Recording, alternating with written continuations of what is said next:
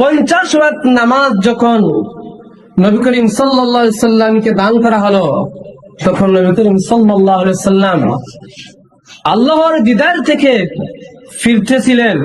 তখন ষষ্ঠ আসমানে যখন আসলেন, তখন হযরত মুসা আলাইহিস সালামের সাথে দেখা হলো।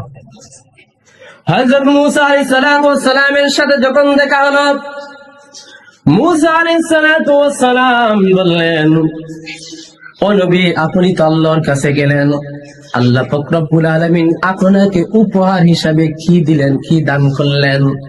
মুসা আলাইহিস সালামকে নবী করিম সাল্লাল্লাহু আলাইহি সাল্লাম বললেন, আল্লাহ সুবহানাহু ওয়া তাআলা আমাকে উপহার হিসাবে 50 ওয়াক্ত নামাজ দান করলেন। 50 ওয়াক্ত। তখন মুসা আলাইহিস সালাম বললেন, ও নবী, আপনি আবার ফিরে যান, আমার উম্মতের 2 ওয়াক্ত নামাজ ফরজ ছিল, এই 2 ওয়াক্ত নামাজ বনী ইসরাইল উম্মতেরা আদায় করতে পারে নাই, আর এখন যে আল্লাহ পাক রব্বুল আলামিন 50 ওয়াক্ত নামাজ ফরজ করে দিয়েছেন, এই 50 ওয়াক্ত নামাজ আদায় করা সম্ভব নয়। তো আমি যেহেতু আপনার আগের নবী, আমার অভিজ্ঞতা আছে, এক্সপেরিয়েন্স আছে, এই জন্য আমি আপনাকে বলছি, আপনি আবার চলে যান আল্লাহর কাছে। তখন আল্লাহ পাক রব্বুল আলামিনের কাছে নবী করিম সাল্লাল্লাহু আলাইহি সাল্লাম দ্বিতীয়বার গেলেন।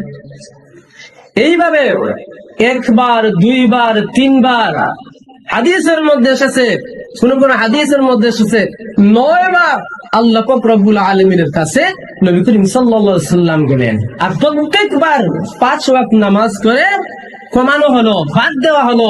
সর্বশেষে 5 নং 45 ওয়াক্ত নামাজ শেষ হওয়ার পর যখন 5 ওয়াক্ত রইল, তখন আবার নবী করিম সাল্লাল্লাহু আলাইহি সাল্লাম মুসা আলাইহিস সালামের সাথে দেখা হলো। তখন মুসা আলাইহিস সালাম নবীকে আবার বললেন, ও নবী, আমার উম্মতেরা 2 ওয়াক্ত নামাজ আদায় করতে পারেন নাই, আপনার উম্মতেরাও 5 ওয়াক্ত নামাজ আদায় করতে পারবে না, অতএব আপনি আবার চলে যান। তখন নবী করিম সাল্লাল্লাহু আলাইহি সাল্লাম বললেন, আবার যে আমি যাবো আল্লাহর কাছে, আমার এখন লজ্জা লাগছে, আমার শরম করছে, আমি আবার কিভাবে যাব? 1 বার, 2 বার, 9 বার আমি আল্লাহর কাছে গেছি, এখন আমার লজ্জা লাগছে, আমি আর যেতে পারবো না। তারপর নবী করিম সাল্লাল্লাহু আলাইহি সাল্লাম এই 5 ওয়াক্ত নামাজ নিয়ে দুনিয়ার মধ্যে আসলেন, পৃথিবীর মধ্যে আসলেন। আবার আল্লাহ পাক রব্বুল আলামিন এই কথা ক্লিয়ার করে দিয়েছেন।